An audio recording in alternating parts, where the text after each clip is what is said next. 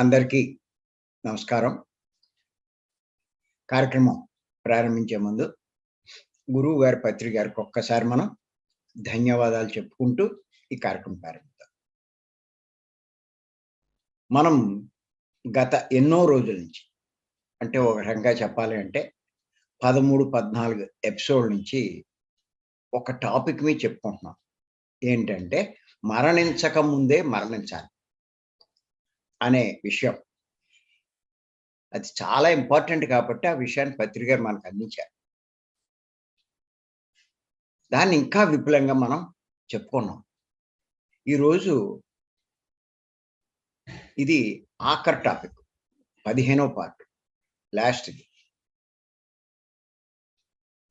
ఇది కూడా చాలా ఇంపార్టెంటే. అంచేత మరి మనం దీని గురించి తెలుసుకుందాం.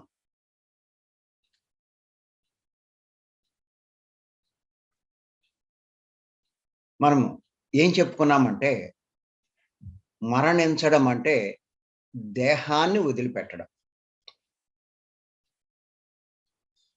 తీసుకున్నటువంటి దేహాన్ని వదిలిపెట్టడం.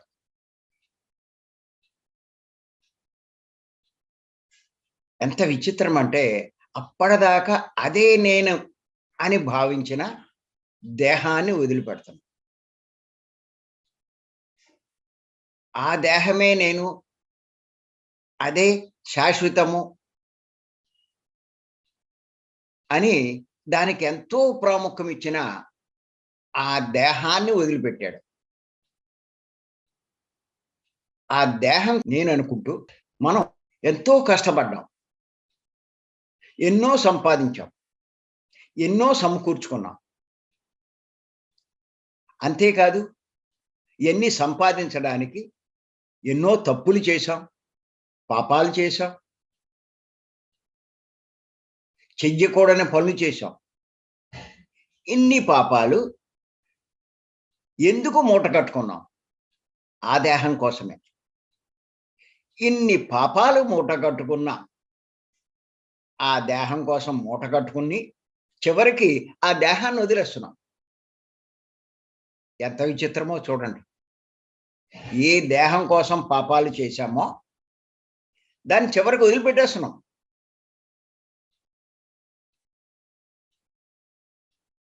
ఇది చాలా విచిత్రం. దీన్ని సుఖపెట్టడం కోసం, దీన్ని అందంగా అలంకరించడం కోసం, ఈ దేహాన్ని అన్ని చోట్ల గొప్పగా ప్రదర్శించడం కోసం, నేను ఎంత అందంగా ఉన్నానో, అదేదో తనలాగా నేను అంటాడు మళ్ళా ఆ సూటు బూటు వేసుకుని.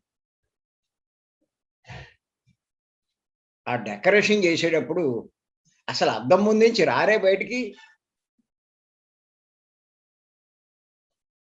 సినిమాకి వెళ్తారు, మరి దీన్ని షో చేయాలిగా అందరికీ. ఇంకో పెద్ద అద్దం పెట్టుకుని దాని ముందు ఎన్ని రకాలుగా డెకరేషన్ చేస్తారో. పైనుంచి కిందకంట మ్యాచింగ్లు ఉండాలి. మ్యాచింగ్లో కూడా గోళ్ళ రంగులతో సహా మళ్ళా ఎక్కడ తేడా వస్తుందో. పెదాలకి లిప్స్టిక్ తోటి కూడా.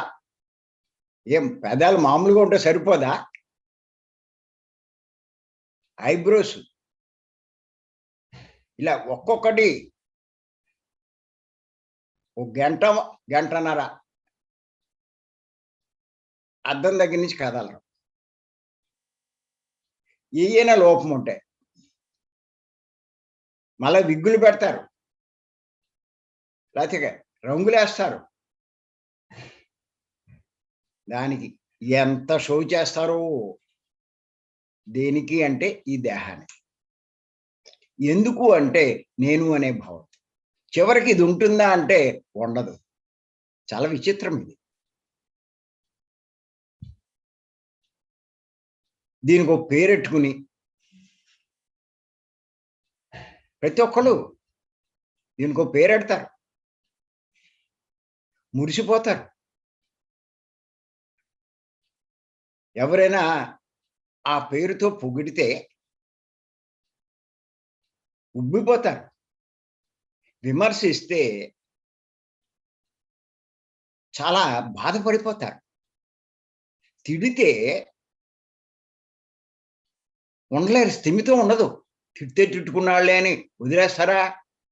4 తిడితే కానీ వీడికి మనశ్శాంతి ఉండదు. ఇలాగా. అదే చూసుకుంటూ వాడు వేరు, నేను వేరు అని భావిస్తూ వాళ్ళని ద్వేషించడం, అసూయ పడడం, వాళ్ళతో శత్రుత్వం పెంచుకోవడం,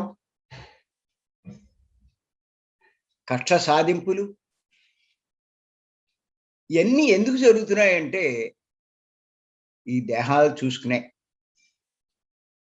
పోన్లే ఆ దేహం ఉంటుందా అంటే ఉండదు. వదిలేస్తాం.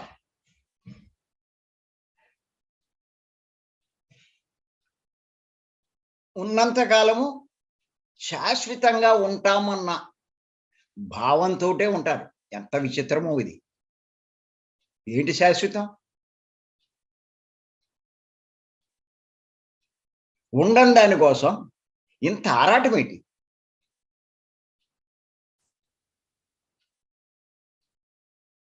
అందుకే ధర్మరాజు యక్షుడు అడిగిన ప్రశ్నలో ఓ ప్రశ్న ఏమిటి అంటే, అన్నిటికంటే విచిత్రమైనది ఏది అడిగాడు ఆయన. అప్పుడు చెప్పాడు. ఎంతో మంది పోతున్నారు. పెద్దలు వీళ్ళు వాళ్ళు పోతున్నారు. ఇయన్నీ చూస్తున్నాడు. కానీ తాను శాశ్వతంగా ఉంటాను అనుకుంటూ ఆ భ్రమలో బతుకుతూ ఉంటాడు. నాకిదే ఆశ్చర్యం కలిగించే విషయం అంటాడు.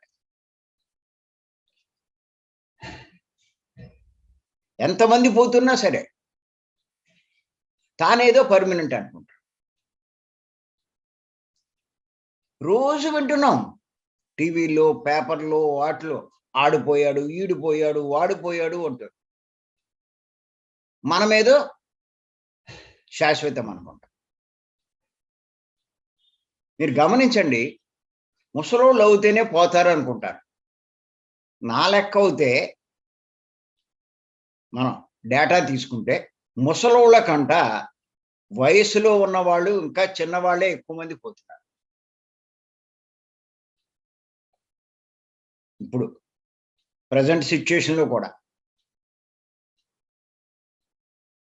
అంచేత ఎవరు ఎప్పుడు పోతారో తెలీదు. ఇది ఎప్పుడూ ఇది ప్రతి ఒక్కళ్ళు గుర్తుంచుకోవాలి. ఇలా వదిలేస్తున్నాం అందరూ దేహం.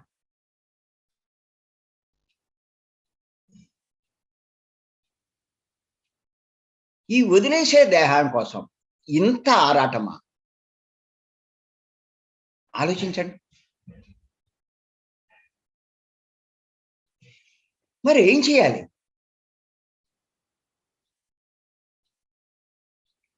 మళ్ళా అడుగుతారు అలా. సరే, ఇది వదిలేస్తాం. ఇప్పుడు మనం ఏం చేయాలి? ఏం చేయాలి అంటే ఫస్టు మనం ఎవరో తెలుసుకోవాలి. ఎవడైనా సరే. ఇది తెలుసుకోకపోతే మీ లైఫే వేస్ట్. మీరేం చేసినా వేస్ట్. ఏం సాధించినా వేస్ట్. ఎంత సంపాదించినా వేస్ట్. ఎన్ని గొప్ప కార్యాలు చేసినా వేస్ట్. ఎన్ని ఘన కార్యాలు సాధించినా వేస్ట్.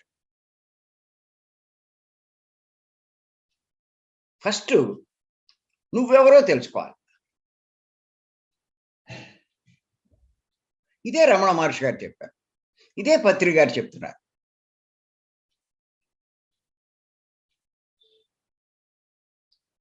ఇది అర్థం అవ్వడం కోసమే సార్ ఈ విషయం మనకు చెప్పారు. మరణించక ముందే మరణించాలి.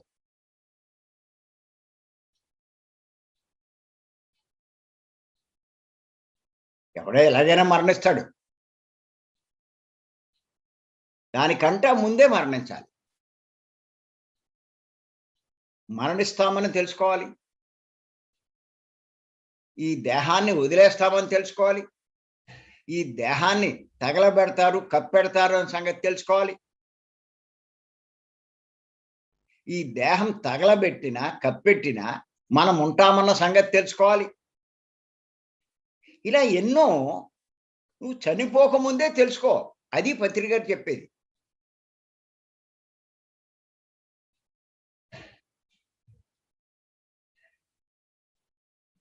బాగా ఎంత అవగాహన ఉంటే మీరు జీవితంలో అంత లాభం పొందుతారు. అందుకే ఈ పాయింట్ మీద ఇంత విపులంగా ఇన్ని ఎపిసోడ్‌లో నేను చెప్పాను. ఇది ఒక్కసారి వింటే కాదు. ఈ ఎపిసోడ్‌లన్నీ మళ్ళా వినవలసిందే ఖాళీగా ఉన్నప్పుడల్లా. ప్రతి ఒక్కళ్ళు కూడా. అది. అంచేత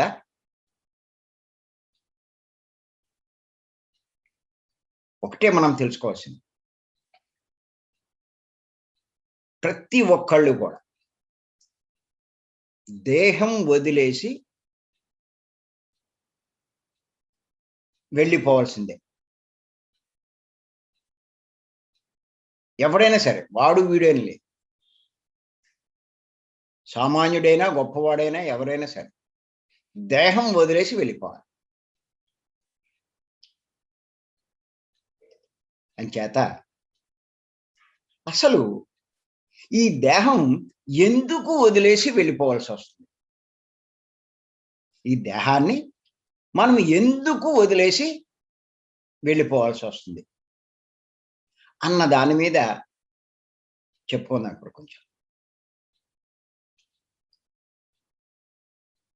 మరణించక ముందే మరణించాలి. ఇందులో 15వ పార్ట్ అయినా టాపిక్ ఏంటంటే, మనం ఈ దేహాన్ని ఎందుకు వదిలేసి వెళ్ళిపోవాల్సొస్తుంది? అన్న దాని మీద ఇప్పుడు చెప్పుకుందాం. ఎంచేతంటే, ఈ దేహం మనకు ఆ దేవుడు అంటే ఆ సృష్టికర్త, ఆ పరమాత్మ ఇచ్చినటువంటి ఒక ఉపకరణం మాత్రమే. ఈ పాయింట్ రాసుకోండి ప్రతి ఒక్కరు. ఈ దేహం అన్నది ఆ దేవుడు అంటే ఆ పరమాత్మ, ఆ సృష్టికర్త ఇచ్చినటువంటి ఉపకరణం. మనకి ఆ పరమాత్మ ఇచ్చినటువంటి ఉపకరణమే ఈ దేహం. ప్రతి ఒక్కరికి కూడా. దీన్ని ఉపయోగించుకోవడానికి ఇవ్వబడింది. ఇది నేను అని భావించడానికి కాదు. దీన్ని ఉపయోగించుకోవడానికి. ఒక రమణ మహర్షిలా, ఓ వివేకానందాల, ఒక వేమనల, ఓ బుద్ధుడిలా దీన్ని ఉపయోగించుకోవాలి. అలా ఉపయోగించుకోవడానికి ఇవ్వబడింది. ఇది తెలుసుకోవాలి ఫస్ట్ మనం. ఇది నేను అని కాదు. నువ్వు పప్పులో కాలేసినట్టే. అంచేత ఈ ఉపకరణాన్ని మనం జాగ్రత్తగా ఉపయోగించుకోవాలి. అంటే దీని అవసరాలు కొన్ని ఉంటాయి. దాని అవసరాలన్నీ మనం తీర్చే ప్రయత్నం చేయాలి. వేళకింత తిండి, దానికి కావాల్సిన బట్ట, దానికి కావాల్సినటువంటి నివాసము, దానికి అవసరానికి సరిపడా ఒక తోడు, అంటే పురుషుడికి స్త్రీ, స్త్రీకి పురుషుడు. ఇవన్నీ సమకూర్చుకుంటూ, దాన్ని జాగ్రత్తగా చూసుకుంటూ, పోషించుకుంటూ దీన్ని ఉపయోగించుకోవాలి. అంతే తప్ప ఇదే నేను శాశ్వతంగా ఉండిపోతాను అనే భ్రమకి మనం లొంగిపోకూడదు. గుర్తుపెట్టుకోవాలి.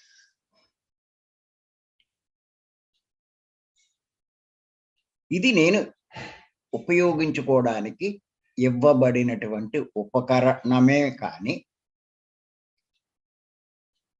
ఇది నేను శాశ్వతంగా ఉండిపోతాను అనే భ్రమకి ఎవ్వడూ లొంగకూడదు. అందుకే పదే గుర్తు చేస్తున్నాను. పత్రి గారు మరి మనందరికీ గుర్తు చేస్తున్నారు. అది చాలా ఇంపార్టెంట్ కాబట్టి ఇప్పుడు నేను దాన్ని బాగా స్ట్రెస్ చేస్తున్నా. అంచేత మనము ఈ దేహాన్ని ఎందుకు తీసుకున్నాం? ఎందుకు భూమి మీదకొచ్చాం?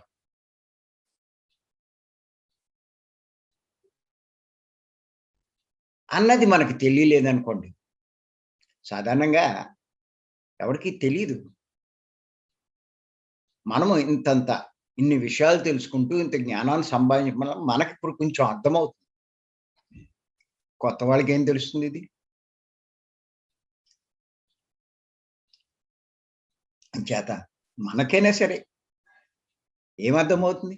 ఎందుకొచ్చాం? దేనికోసం వచ్చాం? అది తెలీదు. అంచేత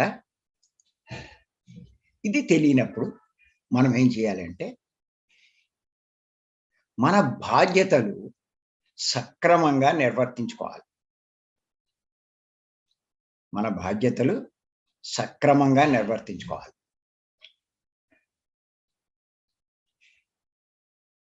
ఆత్మ నేనన్నది అర్థం చేసుకోండి. అలాగే శాస్త్రాలు ఏం చెప్పాయో వాటిని అనుసరించాలి.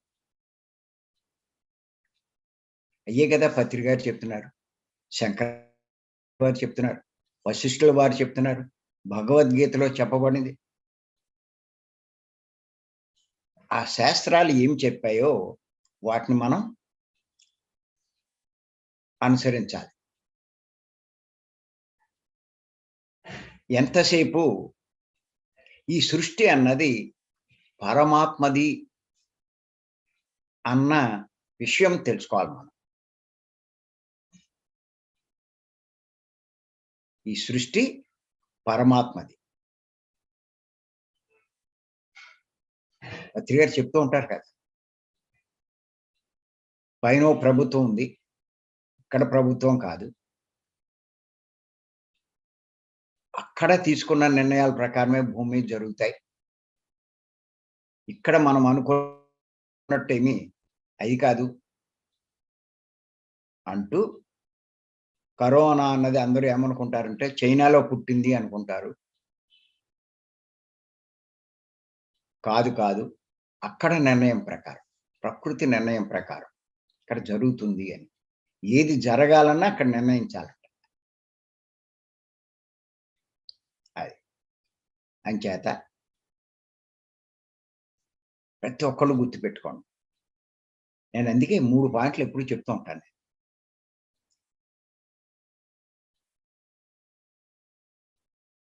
మనం ఎక్కడున్నాము అంటే ఈ సృష్టిలో ఉన్నాము. అంతేగాని ఈ ఊళ్ళో ఉన్నాము, లేతే ఈ జిల్లాలో ఉన్నాము, ఈ రాష్ట్రంలో ఉన్నాం, ఈ దేశంలో ఉన్నాం, లేతే భూమి మీద ఉన్నాం కాదు. ఈ సృష్టిలో ఉన్నాము అన్న సంగతి తెలుసుకోమంటారు. ఇంకోటి కూడా గుర్తుపెట్టుకోమంటాను. ఈ సృష్టిని సృష్టి చేసిన సృష్టికర్త ఒకడు ఉన్నాడు. ఇది కూడా మనం మర్చిపోకూడదు. మూడో పాయింట్ ఏంటంటే, ఈ సృష్టి సాఫీగా నడపబడ్డానికి ఆ సృష్టికర్త కొన్ని నియమాలు అంటే ధర్మాలు ఏర్పాటు చేశాడు. దానికి అనుగుణంగా మనం జీవించాలి అన్నది కూడా తెలుసుకోవాలని నేను అంటాను. నా పుస్తకాలు చదివితే మీకు అర్థమవుతాయి. 3 తప్పనిసరి. ఏ పత్రిక మనకి స్ట్రెస్ చేస్తూ ఉంటారు. అది. ఎప్పుడు మర్చిపోకూడదు. ఈ దేహం మనకు ఇవ్వబడిన ఒక ఉపకరణం. పరమాత్మ ఉన్నాడు. పరమాత్మ నియమాలున్నాయి.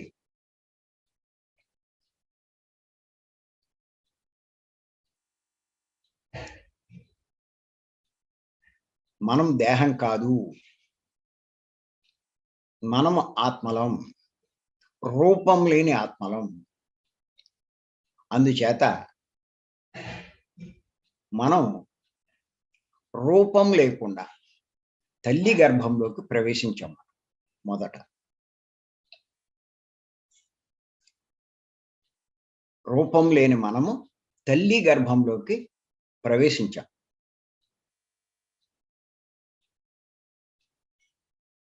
నవమాసాలు పూర్తయిన తర్వాత భూమి మీదకి వస్తున్నాం రూపంతో.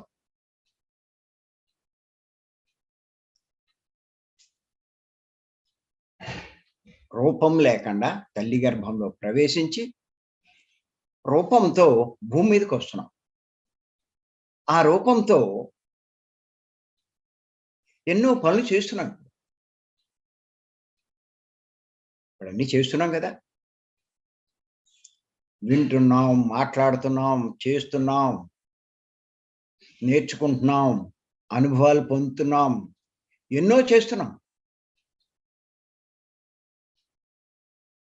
చివరికి ఏం చేస్తున్నామంటే, మనం ధరించినటువంటి ఈ రూపాన్ని ఇక్కడే వదిలేసి వెళ్ళిపోతున్నాం. ఇక్కడ ఉన్నది నువ్వు కాదు. అంటే నేను కాదు. ఈ దేహం ఇక్కడ నీకు కనిపిస్తున్నది నువ్వు కాదు. అది నీకు పరమాత్మ ఇచ్చినటువంటి ఉపకరణం మాత్రమే. ఇది కనుక నువ్వు తెలుసుకుంటే నీకు ఎన్నో సమస్యలు పరిష్కారం అవుతాయి. ఎన్నో సమస్యలు నీకు పరిష్కారం అయిపోతాయి నీ లైఫ్‌లో. ఇది తెలుసుకుంటే కనుక. అందుకే రమణ మహర్షి అదే తెలుసుకోమంటాడు. పత్రి గారు ఎంతసేపు అదే చెప్తారు. ఒకటి గుర్తెట్టుకోండి. రూపానికి ముందు నువ్వున్నావు. అంటే ఈ రూపం రాకముందు నువ్వున్నావు. ఈ రూపంలోనూ నువ్వున్నావు. రూపం వదిలేశాక నువ్వుంటావు. రూపానికి ముందు నువ్వున్నావు. ఈ రూపంలో కూడా నువ్వు ఉంటున్నావు. రూపం వదిలేశాక నువ్వుంటావు. అంచేత గుర్తుపెట్టుకో. ఎక్కడైనా సరే నువ్వు అనేవాడివి లేకపోతే అసల రూపమే ఉండదు. రూపం ఎలా వచ్చింది? నిన్ను బట్టి రూపం వచ్చింది. నువ్వే లేకపోతే రూపం ఎక్కడుంది? చేత గుర్తుపెట్టుకోండి. ఈ రూపం అంటే ఈ దేహం ఆ సృష్టికర్త ఇచ్చినటువంటి ఒక అద్భుత వరం.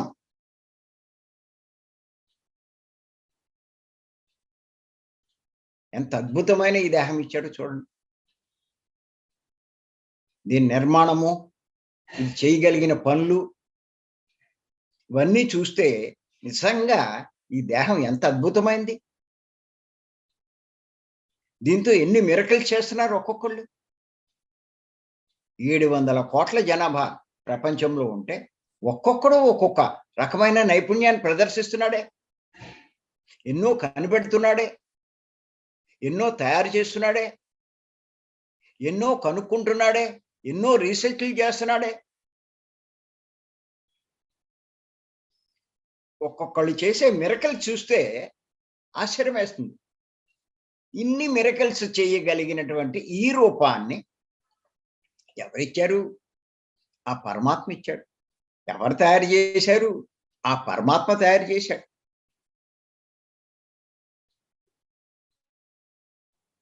ఎంత అనుభవిస్తున్నావు? ఎంత ఆనందిస్తున్నావు?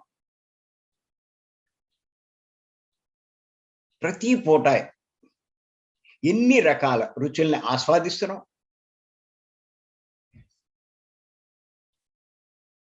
ఎన్ని రకాల సువాసనలు గ్రోలుతున్నావు, ఎన్ని సుందర దృశ్యాలు చూస్తున్నావు.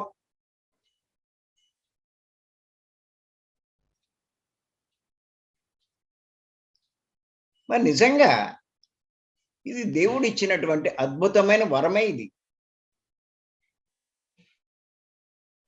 అంచేత ఈ దేహానికి ఏం కావాలో అన్నీ ఆయన సమకూర్చాడు ఈ దేహంలో.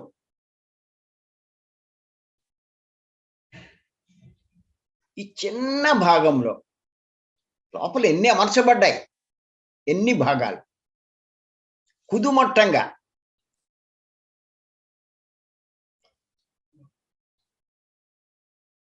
ఈ తలలో ఎన్నున్నాయి, ఈ శరీరంలో ఎన్నున్నాయి, అన్ని రకాల పనులు ఎన్ని చేయగలుగుతుంటేనే మనం ఇవన్నీ చేస్తున్నాం. ఇది ఒక అద్భుతమైన వరం. ఆయన ఎలా తయారు చేశాడో, ఆయన మేధస్సు ఎంత గొప్పదో. ఇంతలా తయారు చేసి ఇంత అద్భుతమైన దేహాన్ని సమయం అయిపోతే మళ్ళా ఆయనే నాశనం చేస్తున్నాడు. చాలా విచిత్రం చూడండి. అద్భుతమైన దీన్ని తల్లి గర్భంలో తయారు చేసి భూమి మీదకి వచ్చి ఇన్ని పనులు చేశాక, సాధించాక సమయం అయిపోయింది, ఇంతలా చేసింది మళ్ళా ఆయనే నాశనం చేసేస్తున్నాడు. అంచేత ఈ దేహంలో మనం ఉండగానే దేహాన్ని జాగ్రత్తగా చూసుకుంటూ ఈ దేహంతో మనం చేయవలసినవి, మనం సాధించవలసినవి సాధించే ప్రయత్నం చేయాలి. మన ఇష్టం వచ్చినట్టు చేయడానికి మనకు అధికారం లేదు, గుర్తుపెట్టుకోండి. నా ఇష్టం అంటే దొబ్బదిది. అంతేకాదు ఏదో నువ్వు అన్నీ చేసేస్తున్నావు అనుకుంటున్నావు. నేను ఆ పని చేశానండి, నేను అది చూశానండి, నేను ఇది విన్నానండి, నేను ఇది మాట్లాడానండి, నేను ఇది కనిపెట్టానండి అన్నీ అంటావు. కానీ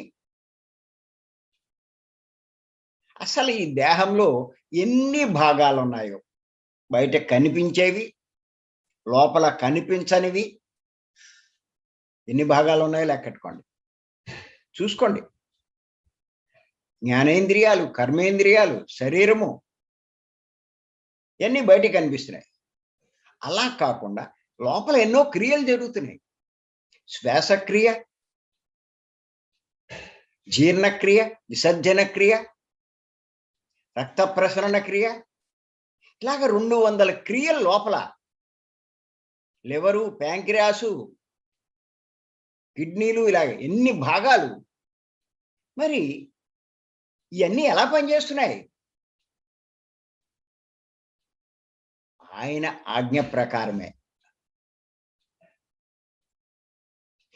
ఆయన వల్లే ఇవన్నీ పనిచేస్తున్నాయి, గుర్తుపెట్టుకోండి. ఆయనేగా ఆత్మ. ఆత్మ తప్పుకుంటే అన్నీ అయిపోతాయిగా. అంచేత ఇదేదో నేను చేస్తున్నాను అని అనుకుంటాం, కానీ చేసేదంతా ఆయనే. ఆయన ఆజ్ఞ ప్రకారమే ఇవన్నీ నడుస్తున్నాయి, పనిచేస్తున్నాయి. ఆయన ఆగమన్నప్పుడు మళ్ళా అన్నీ అయిపోతాయి, గుర్తుపెట్టుకోండి. ఇక్కడ నువ్వు అనేది ఏం లేదు. ఆయన ఉంటే అన్నీ పనిచేస్తాయి, ఆయన లేకపోతే ఏది పనిచేయదు.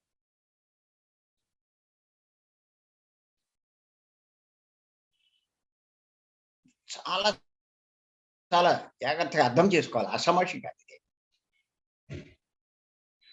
చాలా తేలిగ్గా తీసుకోవడానికి ఏం కాదు.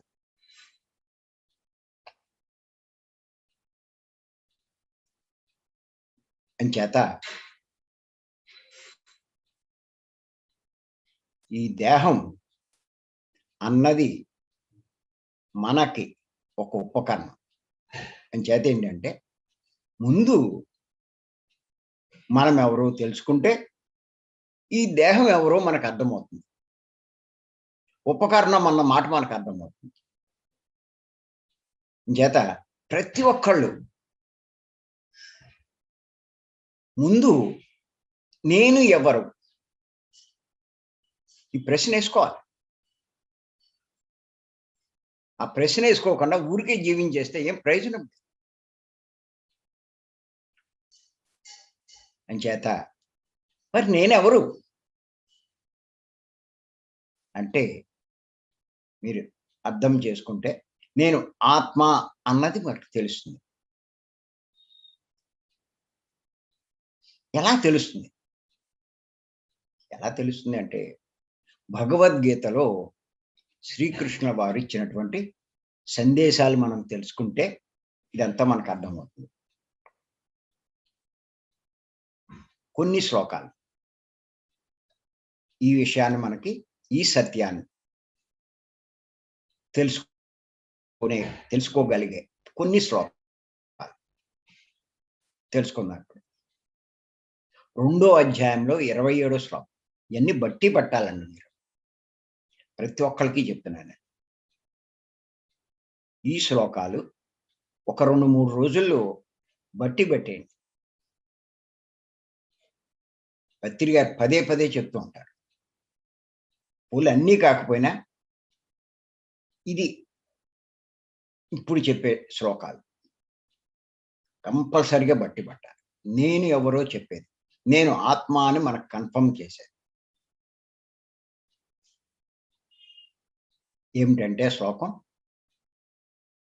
జాతస్య హి ధ్రువో మృత్యు ధ్రువం జన్మ మృతస్య చ తస్మాత్ అపరిహార్దేన త్వం శోచతు మర్హసి.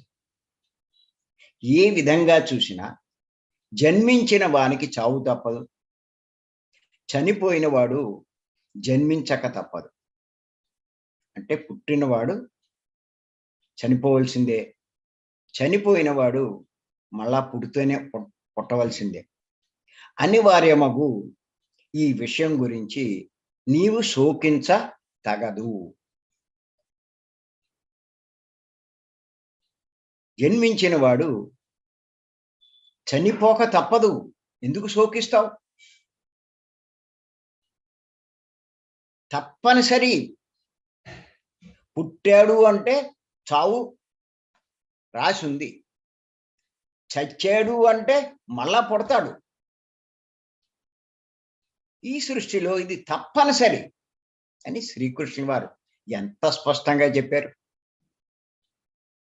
ఇంకా ఏం చెప్పారంటే ఆయన, ఇది తప్పదు, ఎందుకు నువ్వు ఏడుస్తావు, బాధపడతావు?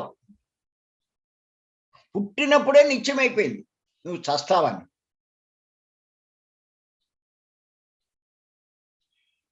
తప్పని ఈ దానికి ఎందుకు శోకిస్తావు? వాడు చనిపోయాడు, వీడు చనిపోయాడు అంటూ నువ్వే చావ్వా? నువ్వు పర్మనెంట్గా ఉంటావా? నువ్వు పర్మనెంట్గా ఉండేటట్టయితే బాధపడు, అయ్యో వాడు వెళ్ళిపోయాడు అని. వాడు వెళ్ళాడు, నువ్వు వెళ్తావు, నువ్వేనా పర్మనెంట్గా ఉంటావా? అందుకే ఎవరో అంటారు పెద్దలు, ఏమన్నారంటే చచ్చిన వాడిని చూసి ఏడుస్తూ ఉంటారు చాలా. ఆ జ్ఞానికి, ఆ పెద్ద ఆయనకి ఏమని అనిపించిందంటే ఆ సిచ్యుయేషన్, చచ్చిన శవాన్ని చూసి చావబోయే శవం ఏడుస్తున్నట్టుగా ఉందంట. రాసుకోండి ఈ పాయింట్. చచ్చిన శవాన్ని చూసి చావబోయే శవం ఏడుస్తున్నట్టుగా ఉంది. ఇది శవమే, శవం అయ్యేదే. ఏడుతున్నాడు వీడేదో, వాడు వెళ్ళిపోయాడు, వీడేదో వెళ్ళినట్టు. అదే చెప్తున్నాడు ఆయన శ్రీకృష్ణుడు వారు. ఈ విషయం గురించి నీవు శోకించడం తగదు, దుఃఖపడద్దు, ఏడవద్దు. పత్రి గారు అదే చెప్తున్నారు. పుట్టుగా సంబరమే, చావు సంబరమే.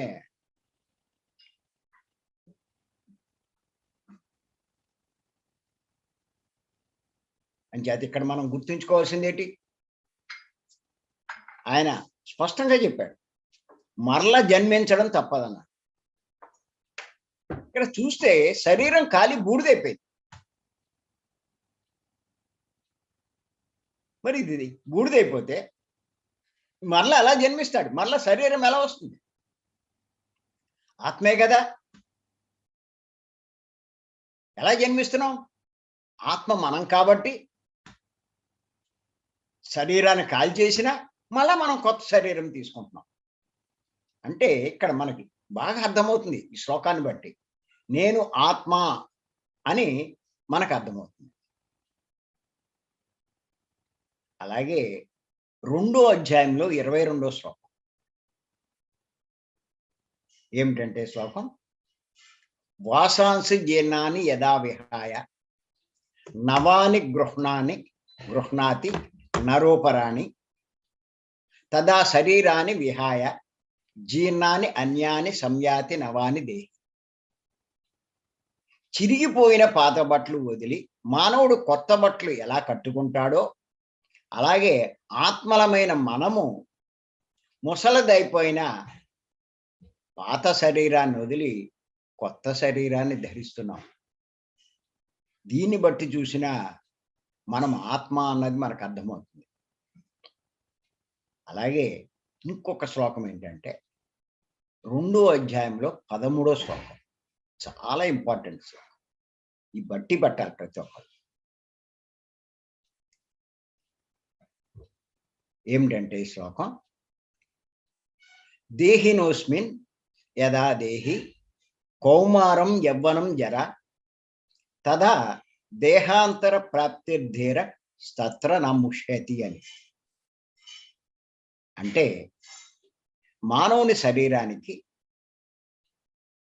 బాల్యము, యవ్వనము, వార్ధక్యము అనే అవస్థలు ఎలా అనివార్యంగా కలుగుతున్నాయో అట్లే ఆ రకంగానే మరణానంతరం మరొక శరీరం పొందడం కూడా జరుగుతుంది. ఎందుకు ఏడుస్తావు ఇంకో శరీరం వచ్చేటట్టయితే?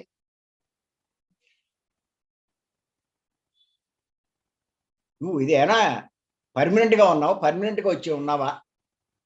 మధ్యలో ఈ మధ్యగా నువ్వు తెచ్చుకున్నావు. దీంట్లో నువ్వేదో యువయుగాల నుంచి ఉన్నట్టు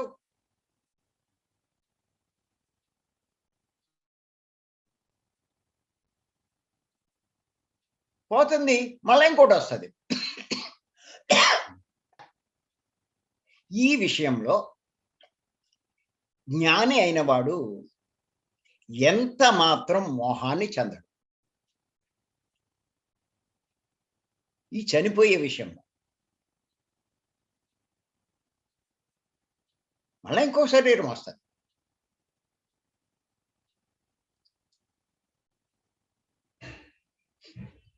ఇంకొక శ్లోకం, ఎంత అద్భుతమైన శ్లోకాలు ఇవి. చనిపోయాడు అంటే సారు ఈ శ్లోకాలే గుర్తు చేస్తూ ఉంటారు పత్రిక.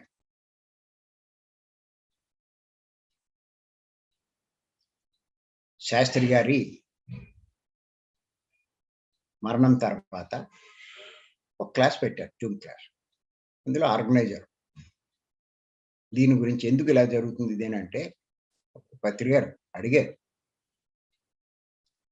నువ్వు భగవద్గీత చదివావా అంటే చదవలేదన్నాడు. ఏం తెలుస్తుందయ్యా అని చెప్పి ఈ శ్లోకాలన్నీ చెప్పారు. శ్లోకం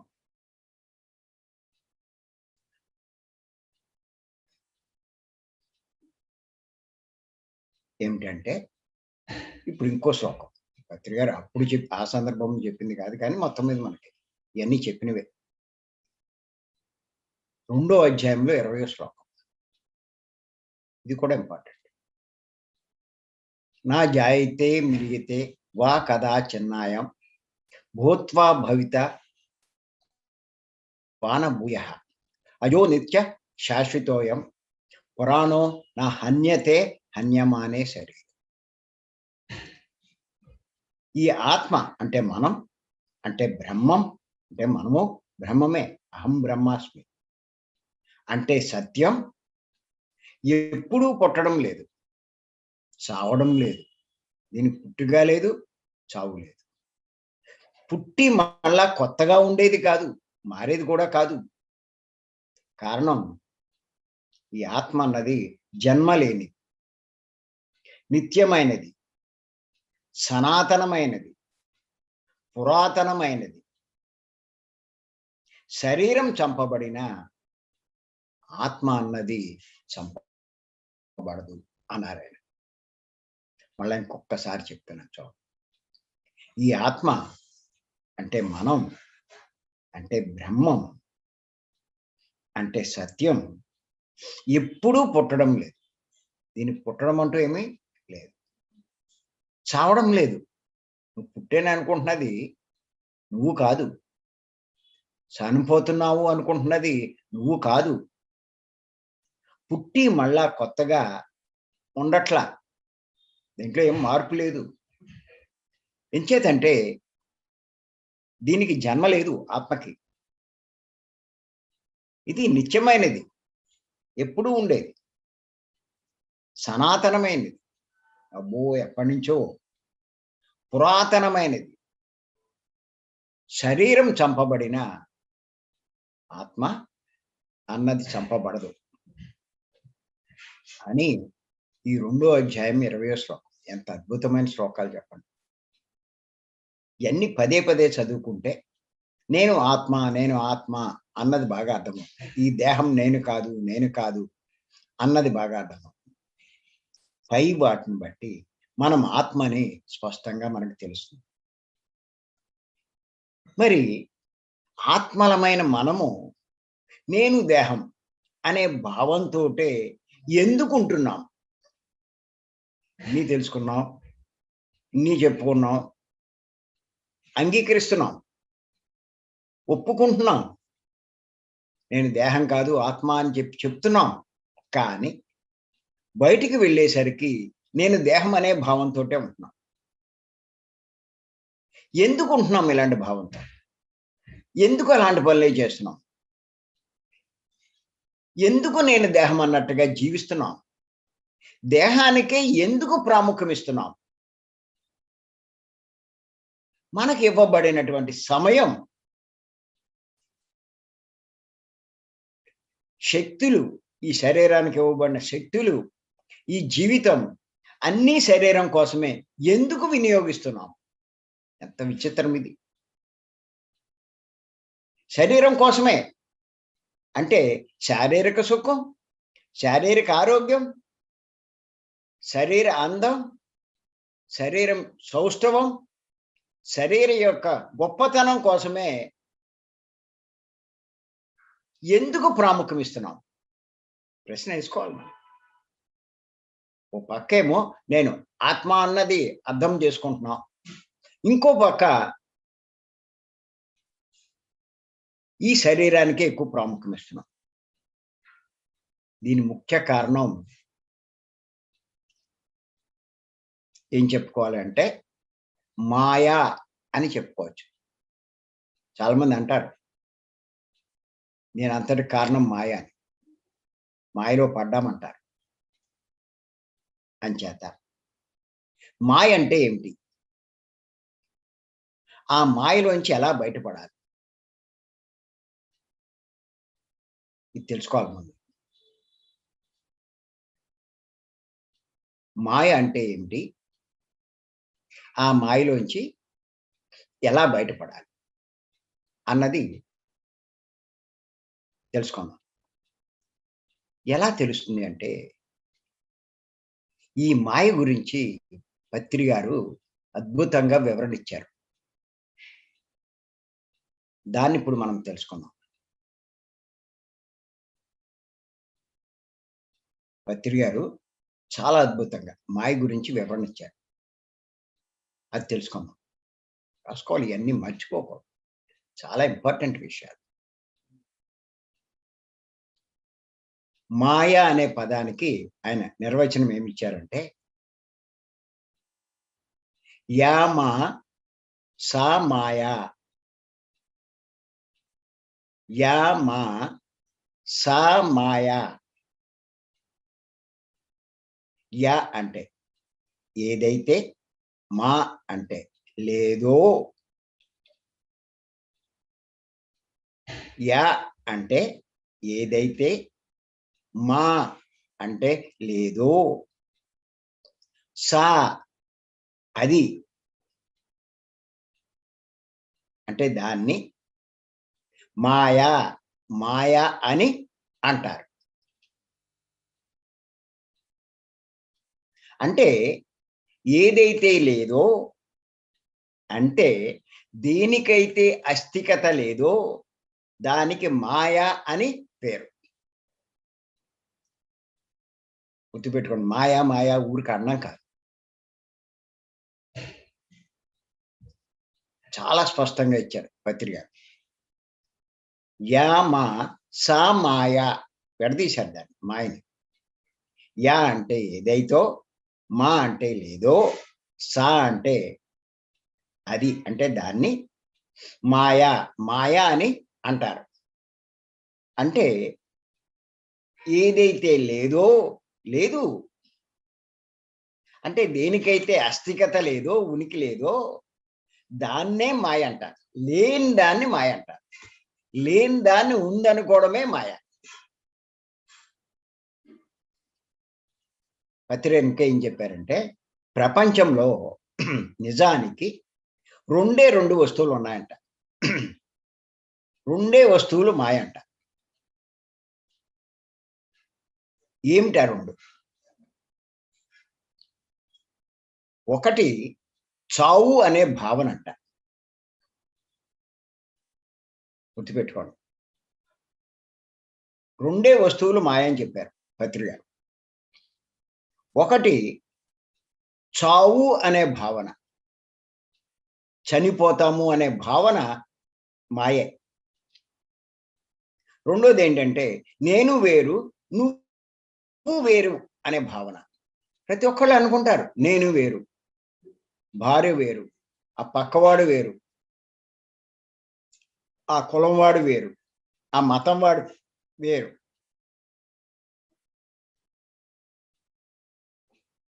ఈ భావం కూడా మాయే. మరి దీని నుంచి బయటపడాలంటే మాయ అన్నది తెలుసుకున్నాం. ఎలా బయటపడతాం? ముందు తెలుసుకోవాల్సింది ఏంటంటే దీని నుంచి బయటపడాలంటే చావన్నది అసలు ఎక్కడా లేదు అన్న విషయం తెలుసుకోవాలి. ఉన్నదల్లా అంతం లేని రూపాంతరీకరణ. అంతం లేని రూపాంతరీకరణ.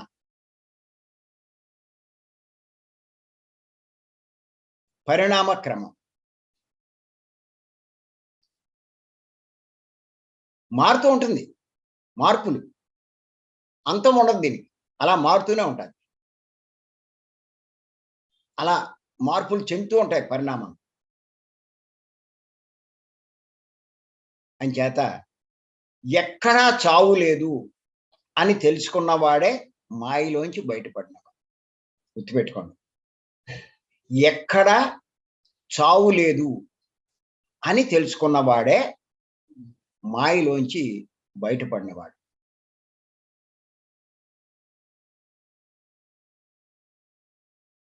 ఎక్కడా చావు లేదు. ఇది ఎవరైతే తెలుసుకుంటారో వాడే మాయలోంచి బయటపడినవాడు. మరి ఇది ఎలా తెలుస్తుందంటే మరణించక ముందే మరణించిన వాడికి తెలుస్తుంది. ఎవరికి తెలుస్తుంది? మరణించక ముందే మరణించాలి.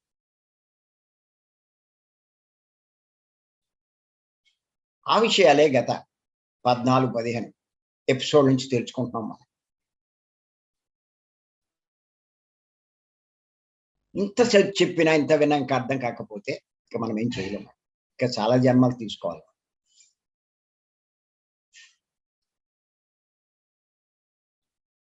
అలాగే ఇంకా అహం బ్రహ్మాస్మి. నేనే ఆ బ్రహ్మను. తత్వమసి, నువ్వు అదే. అంటే నేను అదే, నువ్వు అదే. ఇది కూడా తెలుసుకోవాలి.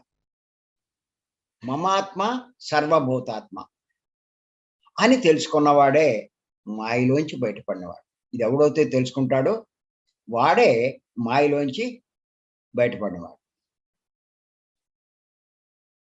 ఎవరైతే దేహభ్రాంతిలో ఉంటాడో వాడు మాయలో చిక్కినవాడు. దేహభ్రాంతి, నీకు దేహభ్రాంతి ఎక్కువగా ఉంటే నువ్వు మాయలో చిక్కుతావు. చిక్కిన వాడి కింద లెక్కే.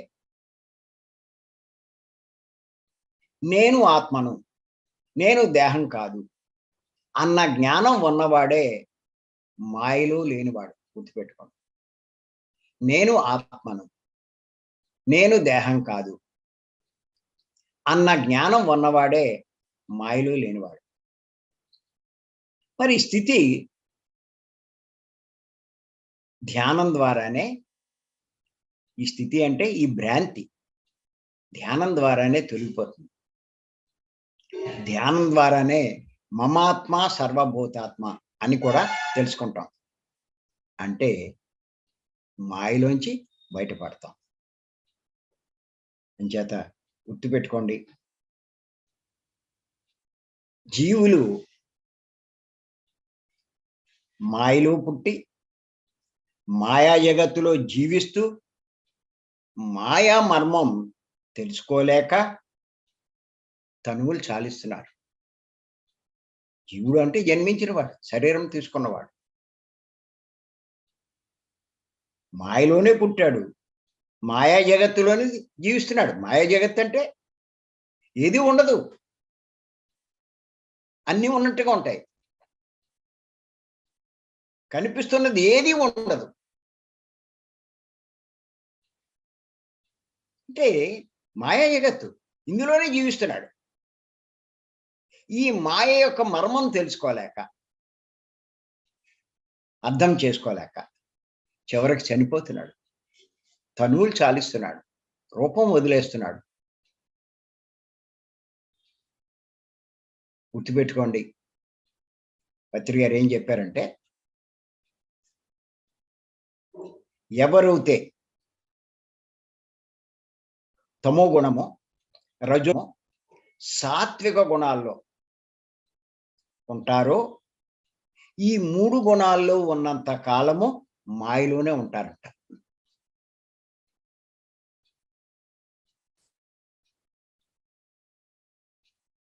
ఎవరైతే తమో గుణము, రజోగుణము, సాత్విక గుణాల్లో ఉన్నంత కాలము మాయలోనే ఉంటారంట. ఈ మాయలోంచి బయటపడాలి అంటే ఈ 3 గుణాలు దాటాలి. అందుకే నేను ఎప్పుడు చెప్తూ ఉంటాను, ఈ సాత్విక గుణాన్ని కూడా అధిగమించాలి. ముందు సాత్విక గుణంలోకి రమ్మంటాను, తర్వాత దాన్ని కూడా అధిగమించాలి. శుద్ధ సాత్వికంలోకి మనం చేరుకుని నిర్గుణంలోకి మనం వెళ్ళగలిగితే అప్పుడు మనం మాయలోంచి బయటపడతాం. జత గుర్తుపెట్టుకోండి, ఎప్పుడైతే మనం ఈ ధ్యానం ద్వారా, తీవ్ర ధ్యాన సాధన ద్వారా, శ్వాసమే ధ్యాస ద్వారా నిర్గుణంలోకి చేరుకుంటామో అప్పుడు మనం మాయలోంచి బయట. గుర్తుపెట్టుకోండి, మాయ జీవుణ్ణి బంధిస్తుంది. మాయ అన్నది జీవుణ్ణి అంటే మనల్ని బంధిస్తుంది.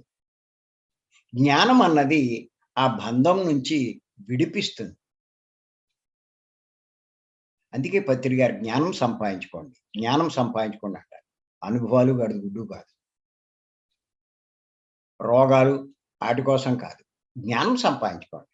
నువ్వు మాయలోంచి బయటపడి జీవితం యొక్క మర్మం తెలుసుకొని నువ్వు ఈ ఉపకరణాన్ని దేనికి ఉపయోగించుకోవాలో అవన్నీ ఉపయోగించుకుంటావు, జీవితాన్ని సద్వినియోగం చేసుకుంటావు. అంచేత గుర్తుపెట్టుకోండి, ఈ మాయ అన్నది జీవుణ్ణి బంధిస్తుంది, జ్ఞానం అన్నది ఆ బంధం నుంచి విడిపిస్తుంది. అంచేత యోగ మార్గం అంటే ధ్యాన మార్గం అంటే శ్వాస మీద ధ్యాస తప్ప ఇంకా ఏ మార్గం మనల్ని వీటి నుంచి దరి చేరనివ్వలేదు, జ్ఞానాన్ని పొందనివ్వలేదు. అంచేత తెలుసుకోండి, ఈ ఆత్మజ్ఞానం పొందడం వల్ల, ఆత్మానందం వల్ల మనకి ఆనంద బాష్పాలు అన్నవి, ఆనంద బాష్పాలు అన్నవి ఆధ్యాత్మిక మార్గంలోనే, ధ్యాన మార్గంలోనే సాధ్యం. లేకపోతే కష్టాల కన్నీళ్ళే. గుర్తెట్టుకోండి. ఎవరికైతే ఈ ఆత్మానందం ఉండదో వాడికి ఆనంద బాష్పాలు ఉండవు.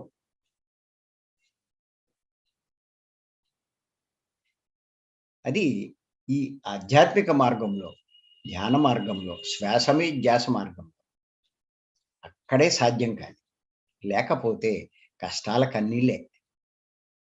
అది సాధించిన వాళ్ళు అలా చెప్తూనే ఉంటారు, నాకు ఈ కష్టం ఉంది, నా కష్టం ఉంది. నేను ఎన్నో జూమ్ క్లాసుల్లో చూస్తున్నాను, అబ్జర్వ్ చేస్తున్నా. పెద్ద ఎక్కువ అక్కలా కొద్దిగా చూసిన ఆఖరిలో మాట్లాడిస్తూ ఉంటే ఏదైనా అడగండి అంటే అందరూ కష్టాలు చెప్పేవాళ్ళే. నాకు ఈ ప్రాబ్లం ఉంది, ఆ ప్రాబ్లం ఉంది, ఆ సమస్య ఉంది, ఈ రోగం ఉంది, ఈ గొడవ ఉంది, అయ్యింది అని చెప్పి కష్టాలు చెప్పుకునే వాళ్ళే కనిపిస్తున్నారు. కానీ జ్ఞానం గురించి మాట్లాడేవాడు ఒక్కడ కనిపించట్లా. వారిని తెస్తదియ్య. ఈ మార్గంలోకి వచ్చి ఇంకా మన బతుకులు ఇలాగే ఉన్నాయా, ఇంకా కష్టాల గురించా? ఎంత అజ్ఞానంలో ఉన్నాం మనం.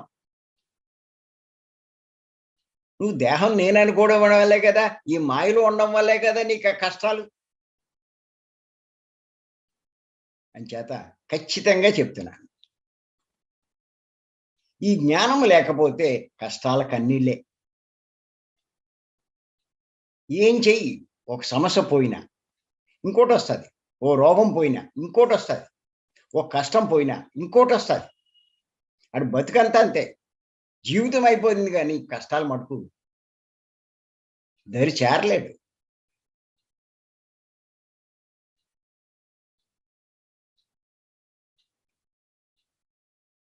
చేత గుర్తుపెట్టుకోండి,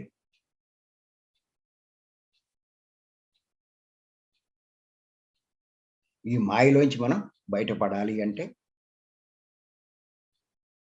ఖచ్చితంగా ధ్యానం చేసి తీరాలి. పత్రి గారు చెప్పేటువంటి ఈ 4 పాయింట్లు, శ్వాస మీద ధ్యాస, ధ్యానము, సాత్వికమైన ఆహారం, 2 ఆత్మజ్ఞానానికి సంబంధించిన పుస్తకాలు చదవడం. పత్రి గారి పుస్తకాలు చదవండి చాలు. తర్వాత లేకపోతే నా పుస్తకాలు. ఏముంది అనుకుంటాం, ఎంత తెలుసుకున్నా ఇంకా తెలుసుకోవాల్సింది. ఇంకా ఇంకో కోణం. అలాగే మనం చేయగలిగిన సేవ, పత్రి గారు చెప్పినవన్నీ దాన్ని అనుసరించడం.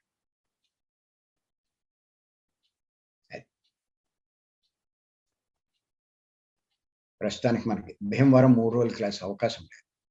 మళ్ళా మనకు ప్రారంభమైనప్పుడు తప్పనిసరిగా క్లాసులు అటెండ్ అవ్వండి.